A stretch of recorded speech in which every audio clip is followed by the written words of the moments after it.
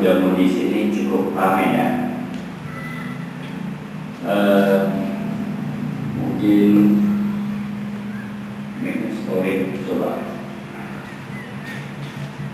bagi saudara yang baru pertama kali melihat atau jumpa dengan saya, mungkin merasa masih belum kenal. Tapi saya yakin mungkin sebagian besar sudah pernah bertemu dengan saya pada saat Sukom meninggal. Mungkin saudara-saudara juga menjadi panitia pengurus di sana, ya. Tapi selama saya di Kota Lampung ini, kepada muda-mudi merupakan kali yang pertama kali, ya. Jadi Anda juga sudah melihat nama di sini, nama saya, diberi nama Bante Nekama. Kalau Anda juga mungkin pernah ke Batam, wihara di Batam, saya tinggal dengan di sana. Saudara, pada siang hari ini, tentu halnya yang mau saya bicarakan adalah di antara agama dan kepercayaan. Bagi Anda sebagai seorang pemuda atau pemudi, tentu hanya hal yang demikian menjadi satu tanda-tanya. Dan bahkan kita melihat sekarang ini banyak sekali anak-anak sekolah, gara-gara sekolah terus pindah agama. Benar nggak? Di Lampung sendiri mungkin banyak ya. Atau mungkin gara-gara pacaran, cowoknya Kristen, pindah ikut Kristen. Kalau hal ini terjadi, saudara, berarti ibaratnya umat Buddha ini akarnya ini keropos. Tahu? Keropos itu tahu? Maksudnya kelihatan dari luar itu bagus, tapi dalamnya busuk. Begitu datangnya badai, terpak, ditiup, pohon ini langsung tumbang. Sama halnya hari ini kita umat Buddha. Kalau umat Buddha ibarat seperti sebuah pohon. Kalau akar pohon itu sendiri busuk, maka pohon ini tidak akan bertahan lama. Kenapa? Di saat mungkin Anda menjumpai masalah, salah satu contoh misalnya sakit, terbaring di rumah sakit, mungkin datangnya agama lain mendoakan, ya baik itu dari Kristen atau dari MSI, baik dari Maitreya, dari siapa saja. Maka Anda didoai, diberi doa. Pas kebetulan diberi doa, besoknya atau lusanya mungkin sembuh. Nah, Anda itu pasti berpikir, wah hebat ya itu ya. Panditanya apa? Pandita-pandita dari Kristen yang baru memberi doa, hebat ya, sakti-sakti. Baru beri doa, besoknya sudah sembuh. Padahal memang tumpuk karma tumpukan karma baiknya itu, sehingga penyakitnya itu besoknya sudah harus berlalu, sudah harus sembuh. Pas kebetulan dia datang memberikan doa, pas sembuh. Nah inilah yang kadang-kadang terjadi, saudara. Sehingga umat Buddha ini gampang sekali pindah agama. Apalagi bagi kaum muda sekarang ini, gampang sekali terpengaruh karena cowoknya atau ceweknya. Ini terkadang kalau terjadi pada diri kita, saya yakin suatu saat Anda itu akan menyesal. Kenapa menyesal? Gara-gara cinta agama kau korbankan. Kasihan sekali loh. Kenapa? Agama itu merupakan satu keyakinan bagi kita. Ya, makanya kenapa saya mau bicarakan agama dan tradisi hari ini. Dan kaum muda sekarang ini kurang peduli terhadap agama Buddha. Kenapa? Hanya datang ke wihara. Kalau anak sekolah hanya datang ke sini untuk ngambil cap, tanda tangan, biar ada nilai ekstra kurikulernya. Benar nggak? Begitu sekolahnya selesai, selamat tinggal wihara. Merasa nggak?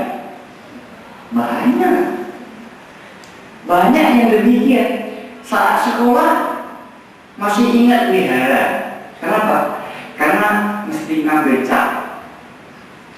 Tapi begitu sudah kerja, aduh Bante sibuk, nggak sempat. Ya, coba kita umat Buddha, 1 minggu itu kalian kebaktian berapa kali? 1 kali lah. Seminggu tuh hanya sekali loh. Itu pun alasannya sibuk Bante. Kalau Islam coba Anda pikirkan, Islam, I-S-L-A-M, I Isya, S subuh, L duhur, A M maghrib. Islam 5 waktu.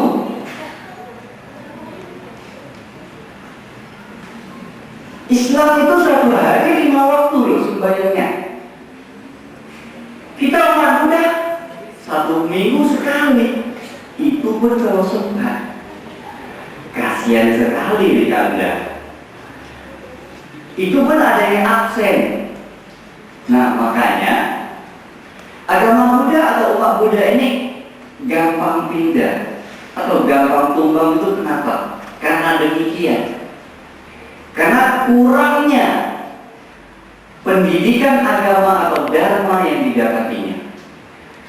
Datang pun kebanyakan hanya datang baca parita, meditasi. Karena di sininya mungkin nggak ada Bante. Atau kalau ada buku dharma, kalau suruh Anda membaca mungkin malas. Kalau bacanya Doraemon ya mungkin senang. Atau bacanya buku-buku novel mungkin senang. Tapi kalau bacanya buku dharma, sebentar saja udah menguap, ngantuk katanya. Nah inilah kadang-kadang kesadaran dari umat Buddha yang masih minim sekali. Ya, bahkan ada sebagian umat Buddha itu bukan umat Buddha, tapi umat Bante. Kenapa? Wah, Bantenya datang baru datang. Apalagi nanti yang cowok misalnya kelihatan, wah ada bikuni datang nih. Tengok, wah bikuni ini cakep juga ya. Datang ke wihara dengan ceramah karena lihat bikuninya. Atau bagian cewek, wah Bantenya cowok nih, masih muda lagi, lihat dulu ah. Jadi datang ke wihara bukan untuk mendengarkan dharma, tapi untuk apa? Mejeng. Ya kan? Nah, jangan sampai umat Buddha di wihara Banten ini demikian.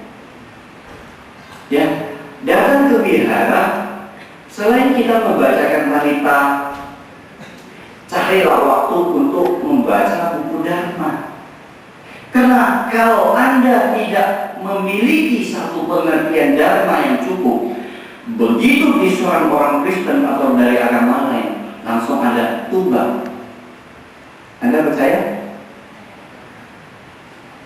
Salah satu contoh, suatu hari kalau Anda didatangi orang yang agama lain, katanya, apa kalian agama Buddha itu sembahyang patung? Bagaimana Anda menjawab? Siapa yang bisa menjawab? Kalau Anda sempat dijawab, diserang dengan kata-kata begitu, saya yakin Anda itu gak kalang kabut. Benar gak? Pasti yakin. Tapi kalau ada yang sudah sering mendengarkan Dharma, mengerti ajaran Buddha, saya yakin, misalnya yang bertanya, yang menyerang kita itu dari Kristen misalnya, salah satu contoh, karena kita sering mendapat serangan kata-kata demikian itu dari pihak Kristen atau dari agama lain. Salah satu bilang, apa agama Buddha itu sembahyang patung misalnya. Kita gampang saja menjawab. Loh, kalau Kristen sendiri kan di gereja ada tanda salib. Benar kan? Kalau nggak ada tanda itu gimana? Coba aja di gereja tidak ada tanda demikian. Juga merasa menganggap tidak ini loh, tidak sempurna loh. Berarti patokannya apa? Salib.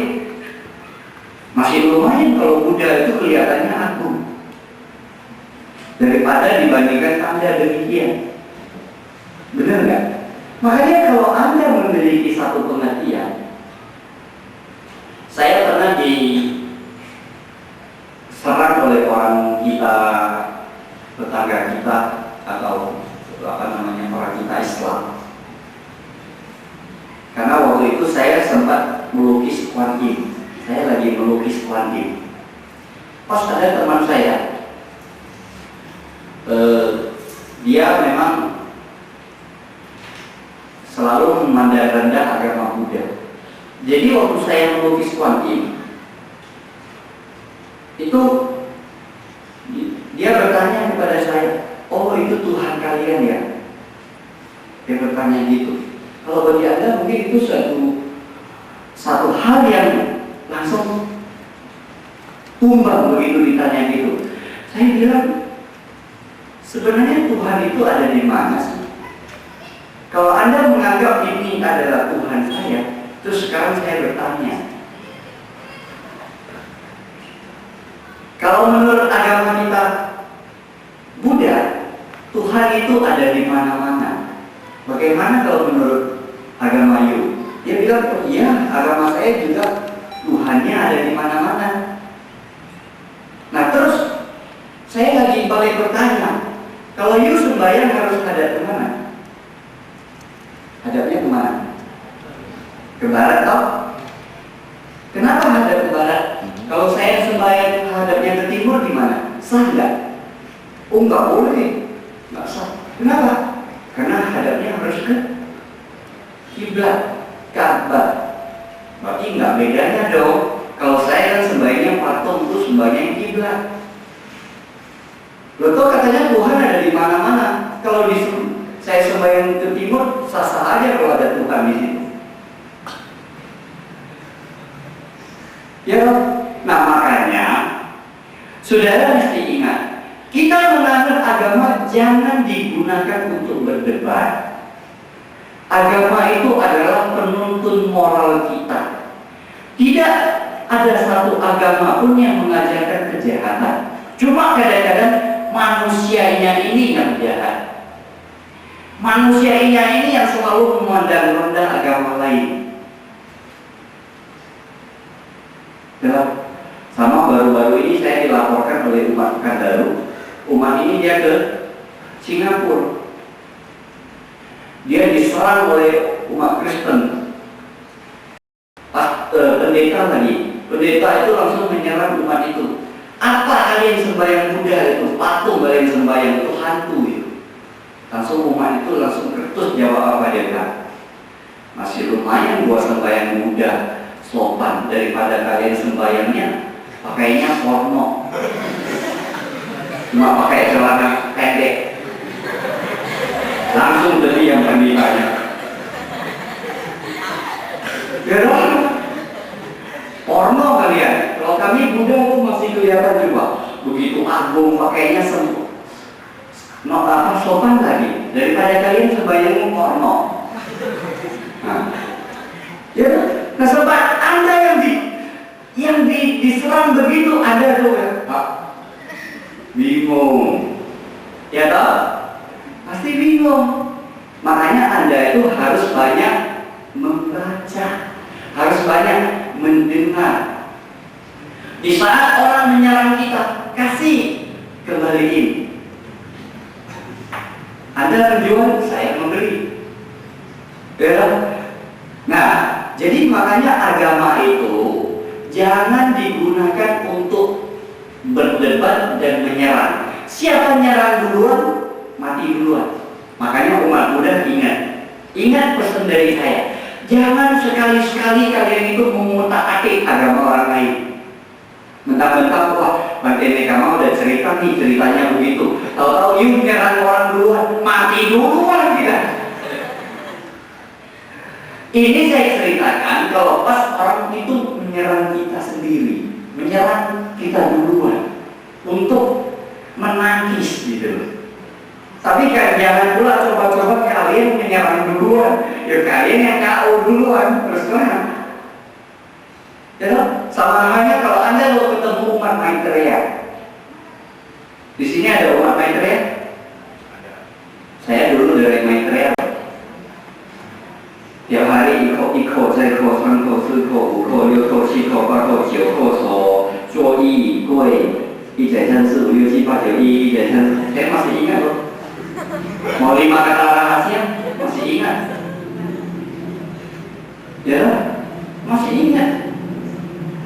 Katanya nggak boleh diucapkan, kalau diucapkan ditembak petir.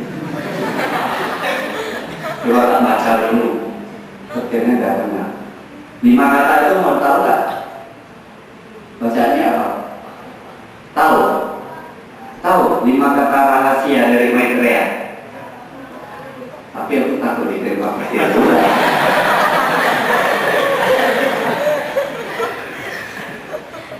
Nah, 5 kata itu Wutai Fo Mi Le.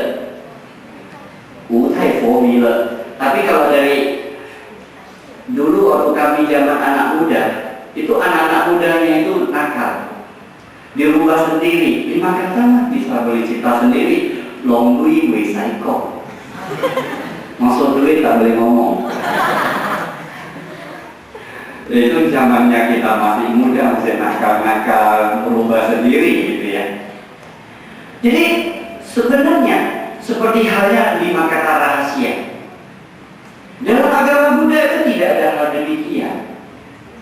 Kenapa? Buddha sendiri mengajarkan apa? Ehipasiko. Datang melihat, menyaksikan, dan sudah mengalami sendiri, baru kita yakin dan percaya. Nah sekarang menggunakan 5 kata rahasia untuk you harus masuk dulu. Setelah masuk, nama kamu dibakar, terus disuruh kamu sumpah.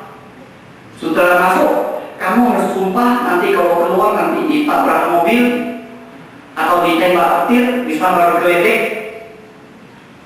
Sehingga banyak sekali orang-orang yang tidak memiliki kebijaksanaan itu takut, tidak berani keluar.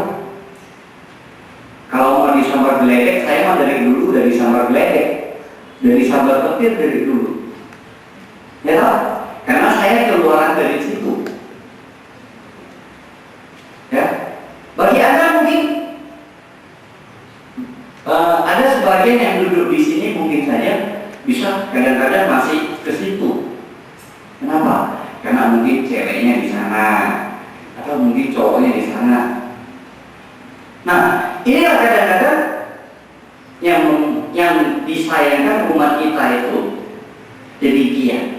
Itu gampang sekali pindah agama dan gampang sekali tergoyahkan. Itu masalah agama. Terus masalah tradisi. Kita mengerti tradisi orang kita Chinese itu terlalu bertele-tele dan berlete-lete. Tradisi orang Chinese, kenapa? Coba aja kalau pas hari Cik Canggo, pas hari puasa, kelenteng ini, kelenteng itu, kelenteng ini, kelenteng ini, dari sembahyang dari yang tidak berjenggot sampai yang berjenggot, dari yang berjenggot sampai lepas jenggot, semua disembayangi. Benar nggak? Nah, kelenteng, ketua pekong, ikong, simikong, semua kong, semua disembayangi orang kita Chinese. Jadi sehingga anak-anak muda sekarang ini banyak merasa, waduh, agama Buddha kok repot banget sih. Padahal itu bukan agama Buddha, padahal itu tradisi. Ya, agama Buddha itu tidak ada seperti bakar-bakar kertas sembahyang. Nah, ada itu. Itu bukan agama Buddha, itu tradisi. Itu tradisi. Nah, misalnya kita sembahyang. Di sini banyak orang suku apa? Hokkien. Kalau Hokkien di depan rumah biasa suka sembahyang juga kan? Benar nggak? Pai Ho Nyati katanya. Sembahyang siapa ya? Ho Nyati itu apa? Ya prajurit perang kayak gitu. Nah, sembahyang di depan rumah, sembahyang. Pokoknya kalau orang Chinese, depan rumah juga sembahyang, belakang rumah juga sembahyang, dapur katanya juga dewa dapur juga sembahyang, kamar tempat melahirkan anak juga sembahyang. Bener nggak? Ada nggak? Nah, kalau orang Hokkien tempat kandang pemeliharaan B2 itu apa? Babi no? Tempat kandang pemeliharaan B2 itu juga disembayangi. Kenapa? Katanya ada dewa penjaga B2. Ada loh. Makanya katanya kalau bahasa Hokkien itu istilahnya depan rumah culai tauhid itu pai seni pai Ho Nyati, awal pai awal gong, Zhao Tao pai Zhao Tao gong, Fan Yin pai Xin Wu, Zi Diao pai Zi Diao gong. Ya, banyak sekali kong-kong yang disembayangi, termasuk ungkong-ungkong. Ya benar loh, orang kita semua ini, orang kita Chinese, wah pokoknya banyak sekali deh bakar-bakar kertas. Misalnya Anda hari ini saja, Anda hari ini sudah mendengarkan dharma, telah mendengarkan ajaran Buddha itu apa. Tapi saya yakin kalau suatu saat Anda sudah bersuami, sudah beristri, nanti di rumah ada pasang Kuan Yin, ada sembahyang Buddha, ya tetap juga bakar kertas. Kenapa? Karena Bante, itu kan tradisi dari emak gua, dari engkong-engkong gua. Jadi dia bakar, ya gua ikut-ikut bakar dong. Padahal itu bukan agama Buddha, itu tradisi. Makanya agama Buddha dan tradisi harus Anda pisahkan. Nah, misalnya kalau engkong kita atau orang tua kita lagi bikin coci, memperingati 100 harinya atau tahunnya, pasti di rumah itu sembahyangnya nanti apa? Daging-daging, B2, D1, ya, atau sembahyang daging-daging ayam. Ya kan? Bener nggak? Pasti. Wah, masak kari, masak rendang, sembahyang masak daging ayam, masak kari yang enak, katanya mau sembahyang engkong, mau sembahyang mama kita. Padahal kalau kita pikir-pikir, satu mangkok daging ayam yang kita sembahkan, misalnya 10 potong ayam, 10 potong daging ayam kita persembahkan kepada papa mama kita misalnya di rumah, memberi memperingati 1 tahun. Terus kita sembahyang, pasang hiu, terus pasti mungkin bakar-bakar kertas. Setelah selesai, terus kita ambil kembali persembahannya itu. Mungkin nggak berkurang daging ayam yang 10 potong ini jadi 5 potong? Hah? Mungkin nggak? Tidak. Terakhirnya, akhir kesimpulannya kalau kita kaji-kaji, setelah sembahyang kepada papa mama kita, sembahyangnya ke siapa? Ke kampung tengah saya. Pai Cui Kang, sembahyang lubang mulut saya. Ngomong saja katanya mau sembahyang papa mama. Ya akhir-akhirnya sembahyang mulut kita. Ya suka makan apa? Suka makan B2, ya beli B2. Masa? Biasanya kan begitu. Padahal kalau di dalam agama Buddha, kalau orang tua kita itu meninggal, usahakan jangan mempersembahkan daging. Kenapa? Karena kalau kita nanti memotong ayam, ini kan membawa karma buruk. Ini menambah karma buruk orang tua kita. Karena di saat seekor ayam lagi hidup-hidup, kita potong. Benar? Coba Anda lagi hidup-hidup, saya potong terus saya rendam, mau nggak? Nggak mau dong. Atau anggap saja mungkin ayam itu anak Anda, adikmu. Kita potong terus kita masuk kuali, mau nggak? Nggak mau. Makanya di dalam agama Buddha tidak ada istilahnya Tuhan menciptakan seluruh alam dan isinya untuk dimakan manusia.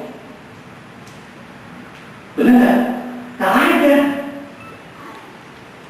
Tidak ada istilah dalam agama Buddha Tuhan menciptakan ayam dikonsumsi manusia. Kejam banget Tuhan. Kalau Tuhan menciptakan alam dan seluruh isinya, tsunami itu nggak datang. Kalau Tuhan mencipta alam, tsunami kan bisa dihilangkan. Toh kenapa gempa bergiliran? Lalu kena gempa kan? Goyang kan? Goyang kan? Kalau Tuhan Maha berkuasa, kenapa Tuhan tidak menghilangkan? Makanya dalam agama Buddha mengatakan hukum alam. Karena manusia yang membuat alam demikian. Makanya orang bertanya, nanti gempa apa bisa datang lagi? Bisa. Tsunami juga bisa datang lagi. Tinggal waktunya saja. Makanya kalau Anda sekarang sudah mendengarkan dharma, tidak menjalankan dharma, kapan lagi? Saat tsunami datang, sudah kelar. Ya. Makanya di dalam agama Buddha tidak ada namanya istilah takdir Tuhan. Misalnya, Anda hari ini terlahir tidak ada tangan. Kenapa? Karena kehidupan lampau Anda pernah memukul orang tua. Kenapa Anda sekarang jadi bisu? Karena kehidupan lampau Anda memarah-marahi orang tua. Sekarang jadi bisu. Kenapa Anda sekarang bicaranya tidak jelas? Ngomongnya agak pelat misalnya. Tidak jelas. Maaf kalau pas ada orang yang demikian. Karena ini cerita hukum karma. Karena kehidupan lampau Anda suka berbohong. Jadi kata Buddha, apa yang kita terima hari ini adalah hasil perbuatan kita pada masa yang lampau. Masa yang lampau menentukan kehidupan sekarang. Kehidupan sekarang menentukan kehidupan yang akan datang. Maka Anda jangan berpikiran, wah Bante, kalau saya mah kan anak-anak muda sekarang mempunyai satu prinsip apa? Muda bersenang-senang, tua kaya raya, mati masuk surga. Enak amat bagi lo prinsipnya begitu. Muda berpoya-poya, tua kaya raya, mati masuk surga. Berpoya-poya saat muda, nanti udah jadi gelandangan, gimana jadi kaya? Kalau sudah jadi gelandangan, sana sana berbuat jahat, sini buat jahat, gimana masuk surga? Ya kan? Makanya. Nah, kenapa Anda sekarang bisa terlahir cantik misalnya? Karena kehidupan yang lampau, Anda suka memberikan persembahan bunga di altar Buddha, atau ke wihara kelihatan altar kotor, suka dibersih-bersihkan. Karena yang kita perbuat itu membawakan buah.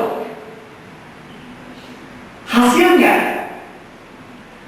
jadi bukan Yu itu cantik karena ditakdirkan Tuhan jadi cantik. Kalau begitu bagaimana bagi seorang yang jelek, kacau saja bisa takut kalau kelihatan? Katanya Tuhan itu maha adil. Di mana letak adilnya Tuhan? Kok menciptakan dia cantik terus dia kok jeleknya minta ampun? Sampai anjing aja dia mending gonggong.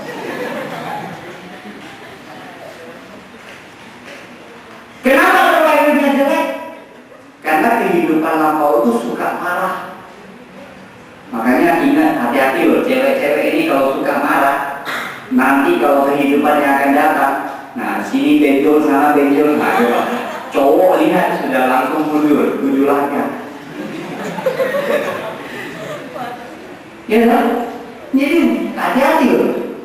Nah kalau mau cantik, nah coba kalau pas hari Posata kita beli bunga, persembahkan di altar, atau kita ke wihara, kelihatan wihara kotor kita bersihin, ya, atau mau kelihatan cerah kita sering mempersembahkan pelita. Nah, perbuatan yang kita lakukan ini membawakan satu hasil. Hasilnya itulah nanti bisa cantik atau bisa kaya.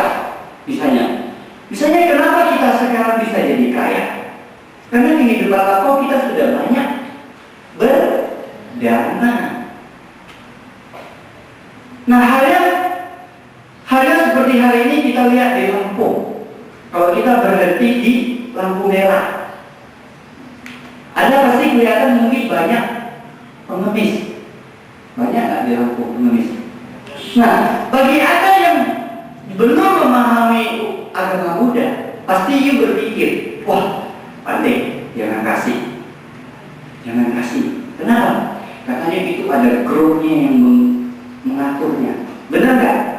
Pasti Anda sering berbicara demikian, kan? Jangan kasih pandai. Itu ada grupnya yang mengkoordinasi. Atau itu pura-pura punya. Pernah nggak ada berbicara demikian? Pernah toh? Itu keliru, saudara. Anda telah berbuat keliru. Sekarang orang itu mengemis di jalan satu hari dapat berapa? 50.000? Cukup? 50.000 dapat? Nggak dapat? Oke, kita anggap 20.000 dapat lah kan? Atau cepet-cepet 100.000. Oke, kita anggap aja ambil satu target 50.000 lah. Dia ngamis di jalan 50.000. Lalu anggap aja sekarang saya jadi pengemis, satu hari dapat 50.000. Mengemis di jalan, mulai dari pagi sampai sore. Nah sekarang gantian saya bertanya kepada Anda. Hari ini Anda yang duduk di depan saya ini, saya suruh mulai besok pagi mengemis di lampu merah. Terus nanti sorenya pulang ke sini, saya kasih goban 50.000. Anda mau nggak? Mau nggak? Nggak mau dong? Nggak mau. Walaupun saya kasih 50.000 loh, udah cukup tinggi loh. Kalau sempat nyangkul di Lampung mungkin nyangkul berapa hari 50.000. Kerja mau kerja berapa hari? Tapi kalau Anda tetap nggak mau toh, kalau saya suruh mengemis dari pagi sampai sore, terus setelah pulang saya kasih 50.000, Anda nggak mau toh? Mau nggak? Nggak mau. Kenapa? Wah, di bawah terik matahari. Makanya dikatakan orang yang mengemis itu juga karmanya. Karena kehidupan lampaunya dia tidak berdana, sehingga sekarang itu harus mengemis. Dan kalau dia dikoordinir oleh organisasi, karena dia telah utang dengan bosnya itu, dia harus bayar.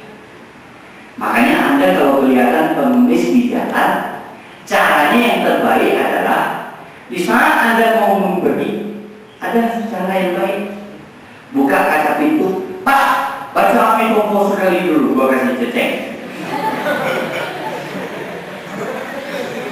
Ya,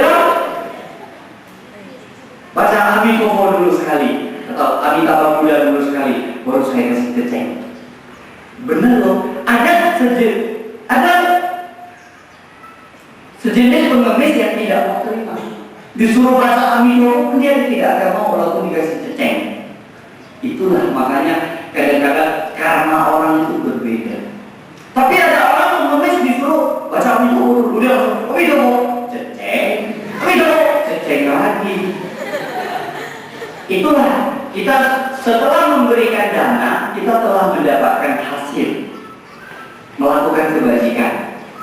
Setelah itu kita mengajarkan membaca Amin Kopo, kan memberi dia itu satu kesempatan untuk melakukan satu kebajikan lagi.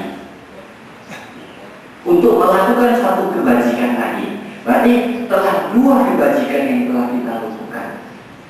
Kalau Anda tidak mau memberi, diam saja. Jangan pula udah nggak mau beri, ngomel-ngomel lagi. Apa lu nih anak muda masih baik kaki kanan tidak mau kerja malah mengemis. Sudah tidak ngasih, ngomel lagi. Ya kan? Makanya kalau umat Buddha, cobalah kita mau berdana, tapi berikan satu kesempatan kepada pengemis itu untuk mengagungkan nama Buddha agar dia memiliki satu karma yang baik, kehidupan yang akan datang, supaya tidak terlahir jadi pengemis lagi. Ya, maka lain kali kalau Anda di lampu merah, ya 500 rupiah juga boleh, ya cecengnya boleh. Bagi Anda yang belajar mungkin nggak sanggup kasih 500, ya kasih 100 rupiah, ya juga boleh. 100 rupiah dapat apa permen berapa? Satu tak? Nah, makanya kalau kasih 500 dapat 5 permennya. Itu kan masih hanya sekedar. Yang penting hati kita. Kondisi kita memberikan, kita itu harus memiliki satu kegembiraan. Setelah kita memberikan, kita juga harus mempertahankan rasa gembira. Setelah kita selesai memberikan, kebahagiaan ini dan kegembiraan ini harus kita pertahankan. Maka karena baik yang kita berikan, yang kita perbuat itu sangat besar. Ya, jangan saat kita memberi, wah happy sekali. Setelah beri, nyesal. Waduh, tadi kalau cacing gua kalau beli kerupuk dapat 2, nyesal. Berarti karena baik yang kita lakukan itu kecil sekali.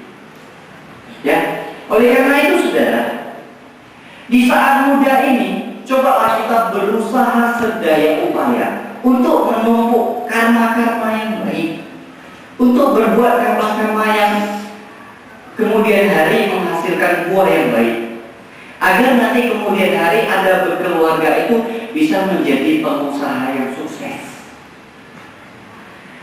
Ya, jadi kalau kita melihat sekarang banyak orang kaya, banyak pengusaha sukses, itu bukan datang dari Tuhan, bukan diberi Tuhan. Kalau itu Tuhan yang beri, bagaimana dengan orang yang hidup di kampung-kampung, makan aja susah? Di mana letak adilnya Tuhan? Kok Tuhan menciptakan dia kaya, terus menciptakan si dia miskin? Ya toh? Makanya kita itu agama Buddha harus percaya dan yakin akan hukum karma, hukum sebab dan akibat. Hari ini Anda menanam kacang, bibit kacang, maka 2 bulan kemudian Anda akan memetik hasil kacang. Hari ini Anda berdana kepada fakir miskin, kepada panti asuhan, kepada panti jompo, maka kemudian hari Anda akan menerima pahala atau hasilnya. Makanya Buddha berkata, siapa yang berbuat, maka dia akan menerima hasil. Siapa yang melakukan, maka dia akan menerima akibat. Ya toh? Oleh karena itu, saudara, Anda setelah mendengarkan selama saya hari ini, coba usahalah mulai hari ini, karma baik harus 1 hari, 2 hari, pelan-pelan ditanam. Atau bukan hanya berdana saja sebenarnya. Melakukan kebajikan atau berdana itu bukan dari memberikan materi atau uang saja. Anda datang ke wihara, kelihatan wihara kotor, bawa ambil sapu, kita sapu-sapu. Berarti Anda telah melakukan kebajikan tanpa mengeluarkan duit. Anda melihat teman Anda datang ke wihara, nyapu atau mengepel lantai, Anda datang ke sini, kita beri pujian. Wah, Anda itu baik sekali, ya, cukup mulia, datang ke wihara. Anda memberikan satu pujian kepada orang lain, berarti kita telah melakukan dana memuji orang lain, membuat hati orang lain menjadi senang. Ini yang susah mungkin kita lakukan. Kalau kita disuruh memberi ceceng kepada si pengemis mungkin gampang, ya toh? Tapi di saat kita melihat teman kita berbuat baik, melakukan kebajikan, kita mau memberikan satu pujian, itu sangat susah. Benar nggak? Nah, salah satu contoh nih, si A, mungkin di sini si Joni atau si Ani lagi kerja bakti di wihara. Nggak tahu di sini ada Joni, Ani nggak ya? Karena kan nama umum Joni ya. Atau si Ani lah, ya, kerja bakti di wihara. Pas bantainya kelihatan si Ani atau si Joni lagi kerja bakti di wihara ini. Bantainya kelihatan, oh Ani, wah bagus ya, kamu bisa kerja bakti di wihara, ya, kamu tuh sangat rajin. Pas si sampingnya ada teman, ya, si Ahmad, ya, atau siapa gitu, si ceweknya, cewek lah terutama, ya pokoknya si A. Pas kedengaran bantainya lagi memuji si Ani, si A itu pasti di hatinya pasti, apa yang hebatnya dia? Bener gak? Pasti di hatinya itu, apa yang hebatnya dia? MPO, menarik perhatian orang. Pasti di hatinya itu, di hati A-nya itu pasti dongkol, karena melihat bantainya itu memuji si Ani. Nah, inilah kadang-kadang sifat yang demikian yang selalu kita miliki. Benar gak? Merasa gak? Hal ini yang sering kita, rasa cemburunya ini yang sering kita miliki. Ya, sangat susah untuk memberikan pujian kepada orang lain. Tapi Anda itu harus membiasakan diri. Dan kita sebagai umat Buddha juga harus memiliki satu merendah. Jangan merasa sombong, merasa pinter. Ya, mentang-mentang misalnya, Ani, kamu pinter ya nyamkingnya. Oh iya, berarti aku memang pinter. Wah, sudah dipuji besar kepala lagi. Wah. Tapi kalau orang yang pintar merendah, kalau bantainya memuji, Ani, kamu pintar nyamkingnya. Oh, ini berkat didikan Bante. Kita tuh merendah.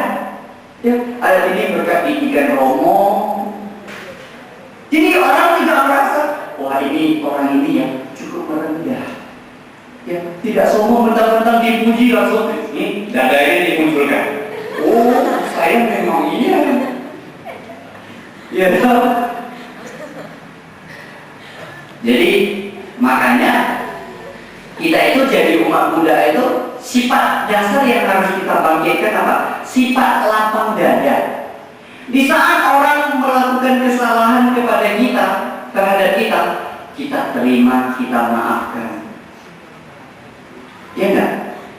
Jadi sifat lapang dada ini, ya, kalau kita perbesar dahulu, maka kedamaian atau kebahagiaan yang kita dapatkan itu luar biasa.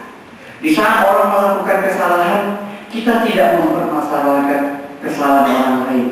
Wah, itu luar biasa loh. Kebahagiaannya itu luar biasa. Atau di saat si A memarahi saya anggap cuek saja. Tidak saya masukin hati. Berarti coba, batin kita itu sudah maju selangkah. Ya. Jadi sifat lapang dada kita yang harus kita besarkan, bukan dada kita yang harus dibesarkan ya. Sifat lapang dada kita.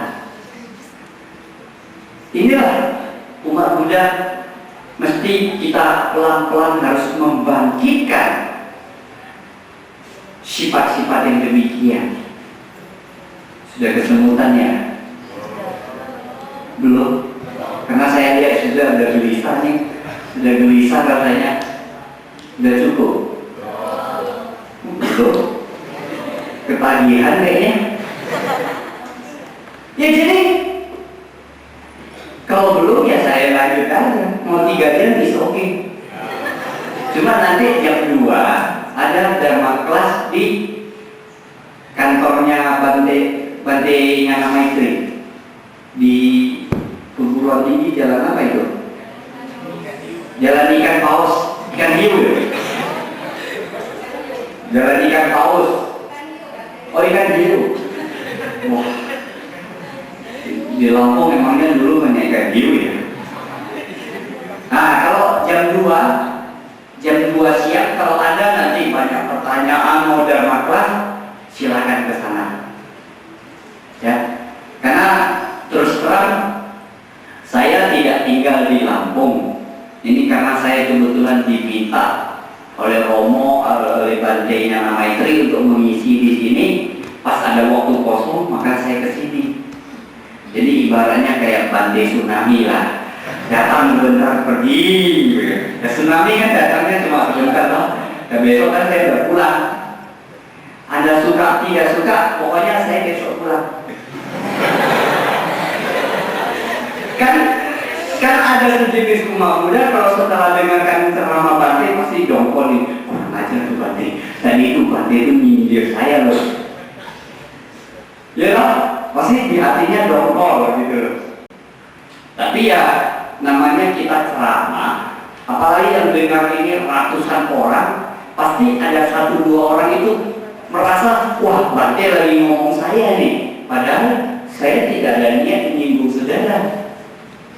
Ini yang kita bicarakan adalah fakta kehidupan. Makanya kembali lagi ke judul kita, agama dan tradisi. Anda itu harus bisa membedakan antara agama dan tradisi. Dan Anda itu jangan gara-gara bilang, waduh agama Buddha ini terlalu bertele-tele, terlalu repot, pindah agama. Padahal agama Buddha itu cukup simple. Ya, agama Buddha itu cukup simpel. Makanya kalau Anda sering ke luar negeri, Anda sering ke Thailand misalnya, di Thailand itu banyak yang jadi biku itu malah dari mana coba? Dari Iran. Iran itu padahal yang Islam kan, mayoritas Islam loh. Saya punya teman dari Sweden, dari Iran, dari Belanda. Ini semua dulunya beragama, ada yang Islam, ada yang Katolik, ada yang Kristen. Sekarang malah jadi biku. Jadi ini menandakan agama Buddha ini mengajarkan apa? Nalar. Karena agama orang Buddha ini dia suka mengkaji.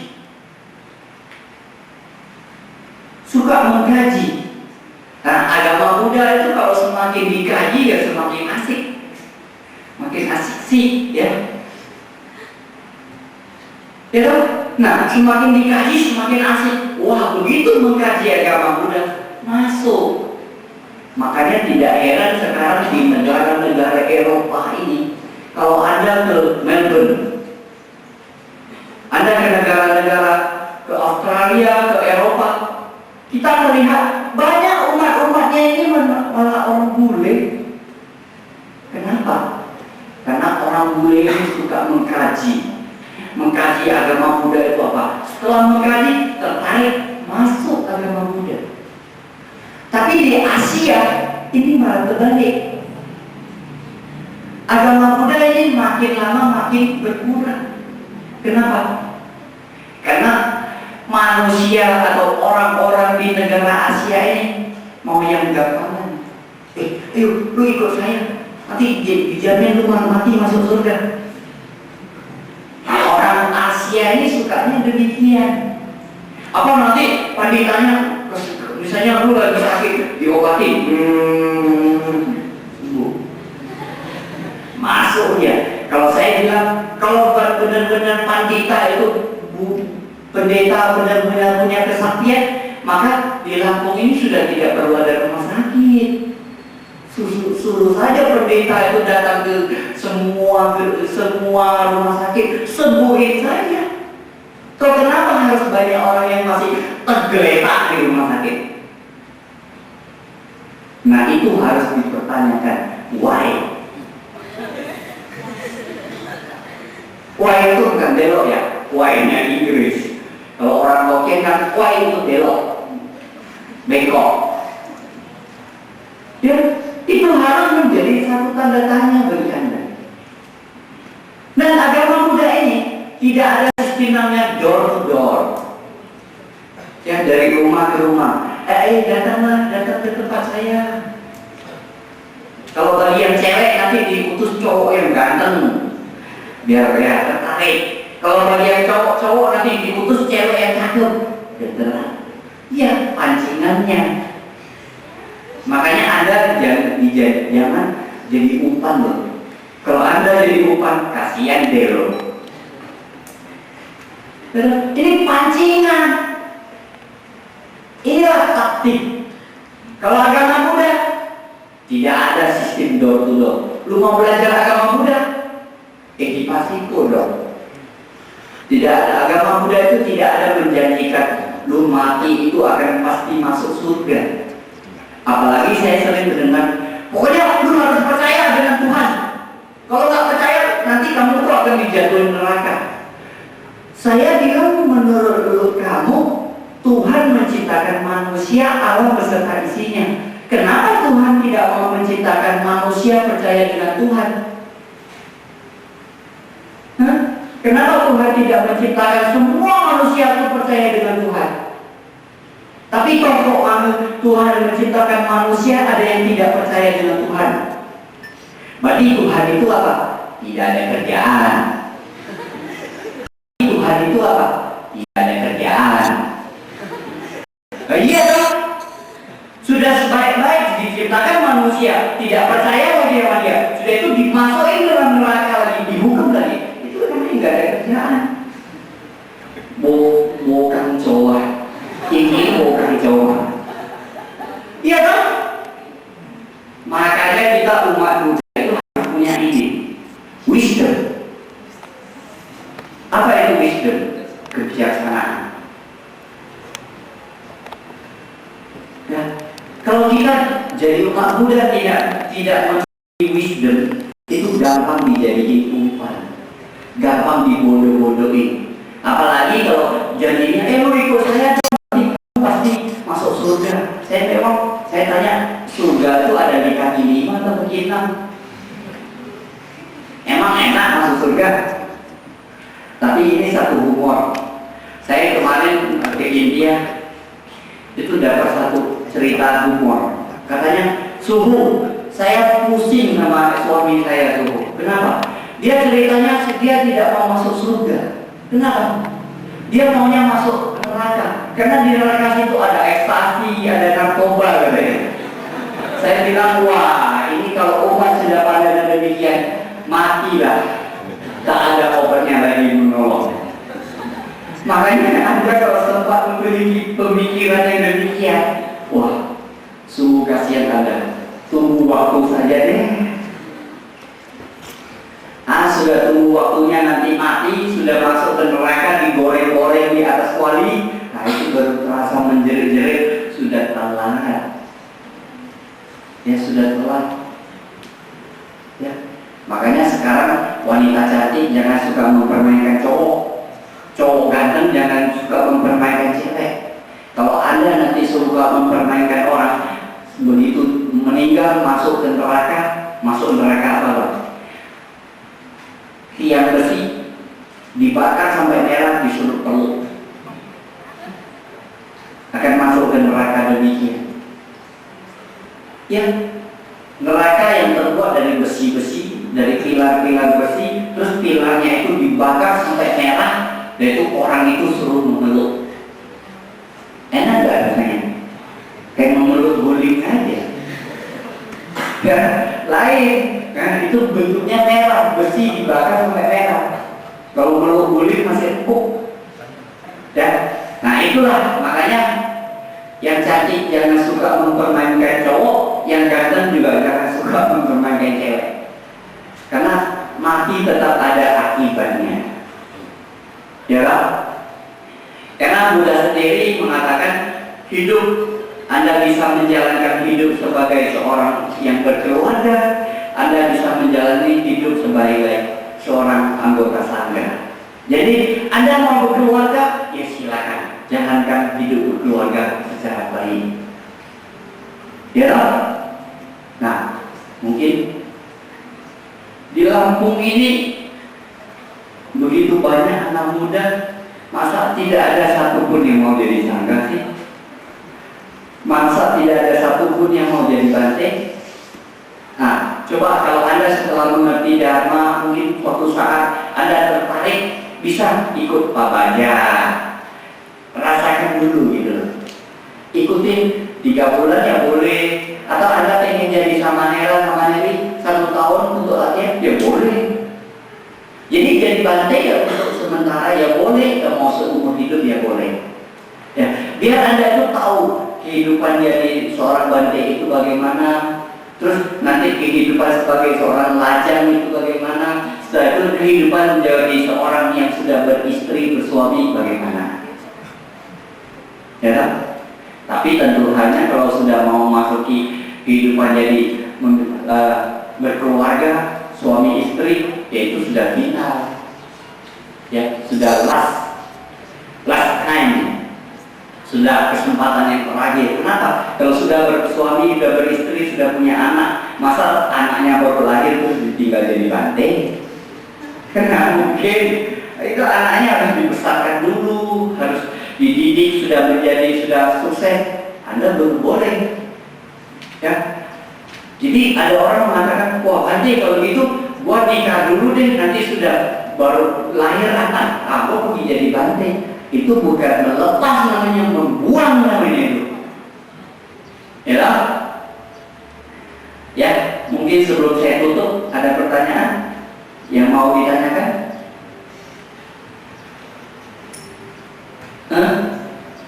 Saya kasih kesempatan yang emas ini mau bertanya, tapi jangan bertanya nanti jodoh saya umur berapa. Nggak saya jawab. Nah, jodoh di tangan sendiri-sendiri. Tapi katanya pepatah baru katanya jodoh di tangan hansip. Kenapa? Pacaran tetangga hansip disuruh kawin. Ya. Ada yang mau bertanya? Ya. Nanti saya ingin tanya berarti, jika kita sebagai umat Buddha, kita ketahui kalau ada anggota sangha gitu, salah satu biku yang tidak mematuhi sila gitu, apakah kita boleh tidak menghormati biku itu gitu? Jadi kita sebagai umat awam, apalagi apabila ada biku yang tidak mematuhi sila ya, gitu ya. Terus apakah kita tidak boleh tidak menghormati? sutra di dalam Tripitaka itu dikatakan, apabila berdana kepada seorang sangga yang tidak menjalankan aturan dengan baik, itu karmanya besar sekali. Apalagi berdana kepada seorang sangga yang menjalankan silanya dengan baik. Dari kata-kata Buddha ini sudah kita bisa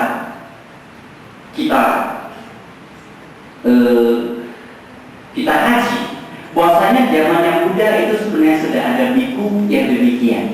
Tapi toh Buddha tetap mengatakan bahwasanya berdana kepada orang itu sudah sangat besar karmanya. Nah, kehidupan sekarang kita menyadari banyak sekali biku-biku, mungkin biku palsu, ya. Nah, kalau kita sudah tahu bahwasanya itu biku palsu, kita jangan memberikan uang. Kenapa? Karena tujuan biku palsu ini pasti tujuannya apa? Duit loh, ya kan? Jangan kita kasih. Nah, kita kasih tempat tinggal atau apa? Boleh-boleh saja. Karena kenapa? Kadang-kadang kita menganggap itu biku palsu, tapi kok ternyata dia benar. Dan kita menyebarkan ke orang-orang, wah bahaya, karma buruk bagi kita. Karena umat Buddha ini biasanya, penyakit umat Buddha ini biasa demikian. Kelihatan sangga ini nggak beres, dia ceritakan kepada umat lain, Bante itu gini-gini, Bante itu gini-gini. Sehingga orang menganggap, wah kalau begitu ngapain gua wihara? Bantenya aja demikian. Berarti kamu itu telah memutuskan karma baik orang itu, telah membuat orang itu tidak yakin percaya dengan wihara, dengan agama Buddha, telah membuat orang itu malas ke wihara. Berarti kita telah melakukan karma buruk. Kalau kita tahu, kita diam saja, cukup kita ketahui. Kalau kita tidak mau berdana, kita tidak mau menghormati, itu urusan pribadi kita. Tapi jangan disebarkan, itu bahaya. Karena kalau kita salah menyebarkan gosip, itu terjatuh di neraka awiji. Yang namanya gosip itu apa? Makin gosok makin sip, namanya gosip. Kalau namanya gosip, tambah ajinomoto, tambah garam, tambah cabai, jadi asam pedas. Enak rasanya. Namanya gosip itu, semakin digosok makin sip. Ya, itu parah sekali akibatnya, fatal akibatnya. Makanya kalau terus terang saya di Batam, saya sering berpesan kepada umat Buddha. Kita kalau melihat sangganya begini, begitu, kita cukup kita ketahui, cukup kita pribadi ketahui. Jangan sampai kita sebar-sebarkan gosipnya. Kalau kita sebarkan gosipnya, itu membuat umat lain terhadap Triratna menjadi tidak hormat. Itu menjadi karma buruk bagi kita. Toh kita pikirkan misalnya si A ini, wah dia rajin wihara tiap hari baca Amitomo, dan sehingga memungkinkan memiliki satu kesempatan bagi si A ini nanti bisa terlahir di alam Sukawati, alam Amitabha Buddha. Tapi begitu mendengarkan kita menceritakan, Bante itu begitu, Bante itu begitu, si A ini akhirnya malas ke wihara, malas melafalkan nama Buddha. Berarti kita telah memutuskan budi kita si A ini. Berapa karma buruk yang kita lakukan? Berat sekali. Makanya ya, kita tahu zaman sekarang adalah zaman kuda gigit besi. Ya, zaman terbalik. Sehingga mungkin banyak sekali biku-biku sangga yang palsu. Dan tujuan dari biku palsu ini adalah materi. Jangan kita kasih. Kalau dana makanan ya oke saja. Karena kenapa? Kita menghormati. Kenapa kita tahu oh dia biku palsu kok tetap kita memberikan persembahan? Karena dia tetap ada jubah. Jubahnya itu yang kita hormati, bukan orangnya. Ya toh? Kenapa? Seorang itu suci atau apa? Seorang itu bukan dihormati, Seseorang itu dihormati karena kenapa? Karena ada jubahnya. Jubah warisan dari Sakyamuni Buddha. Ya, bisa diterima? Bisa diterima? Jadi semoga, karena saya tahu umat di Lampung ini zaman dulu ini selalu mungkin terhadap sangga ini kurang menghormati sangga. Apalagi sangganya masih muda, apalagi dia itu seorang samanera. Tapi zaman sekarang sudah ada didikan dari Romo, sudah ada didikan dari Bantajana Maitri. Kondisi ini pelan-pelan sudah berubah baik. Sudah berubah baik. Kalau zaman dulu saya sering mendengar, bahkan mungkin si Paulus itu sudah tahu, tidak rahasia lagi, katanya kalau ke Lampung semua sangga itu takut. Kenapa? Tiap hari dikasih air panas sama Indomie.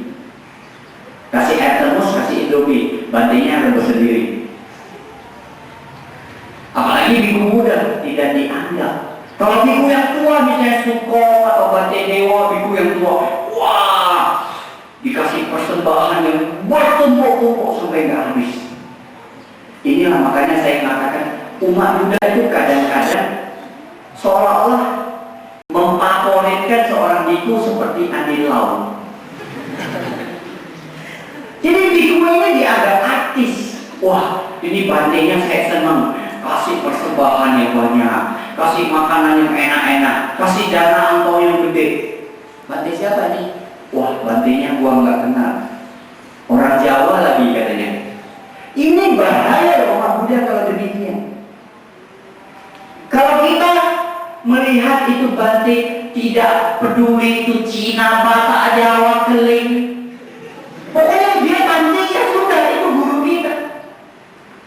Kalau kita mau berdana memilih, oh ini bantainya Jawa, Kudu Jawa nih. Wah, mentang bantainya orang Jawa, pas saya orang Jawa kasih dana. Kalian, bantainya mata sipit sama saya. Ini umat Buddha, penyakitnya umat Buddha ini. Benar nggak? Penyakit umat Buddha. Sifat demikian itu harus Anda hilangkan. Kalau yang namanya sudah jadi bantai, tidak peduli Cina, Batak, Keling. Semua itu guru kita, semua itu bantai kita. Umat Buddha perlu mendukung seorang sangga. Kalau tidak didukung, sangga itu tidak akan bertahan. Ayo pikirkan, Lampung ini kenapa tidak tinggalnya sangga? Yuk, kita perlu mengkoreksi diri. Toh Buddha sendiri mengatakan, para biku, carilah tempat yang cocok bagi dirimu dan disitulah tempat tinggalmu. Nah, kenapa seorang tidak ada bantai yang tinggal di wilayah Banten ini? Kenapa? Tanda tanya bagi kita. Kembali kepada why lagi. Why? Makanya kalian itu harus bertanya, mengkoreksi diri sendiri. Kenapa? Jangan salahkan bantainya. Ya toh? Ya. Ini waktunya sudah cukup. Sudah 1 jam ya. Sudah 1 jam saya ceramah, sudah cukup lah ya. Nanti kalau mau dengar lagi silakan datang ke Jalan Ikan Hiu. Nah, disitulah nanti bisa tanya jawab cukup. Ya, Dharma kelas. Ya, karena saya lihat kaki Anda itu sudah balik sana, balik sini, balik sana, balik sini. Sudah rasanya kesemutan. Mungkin sudah ada yang ngomong-ngomong, kurang ajar balik. Bawel banget sih. Dari tadi ngomong nggak siap-siap.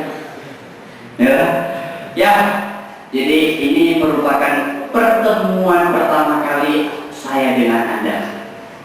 Kalau TV mengatakan pertemuan pertama begitu tidak menggoda. Ya, karena saya tidak menggoda Anda ya. Ya, selanjutnya terserah Anda. Ya, oke, siang ini cukup sekian. Semoga dengan dharma yang saya berikan pada siang ini menambah keyakinan yang kokoh bagi Anda, seperti sebuah pohon yang kokoh akarnya, yang tidak mudah tergoyahkan, yang tidak mempermudah Anda pindah agama. Ya, akhir kata dari saya, Namo Samyang Adi Budaya, Namo Buddhaya.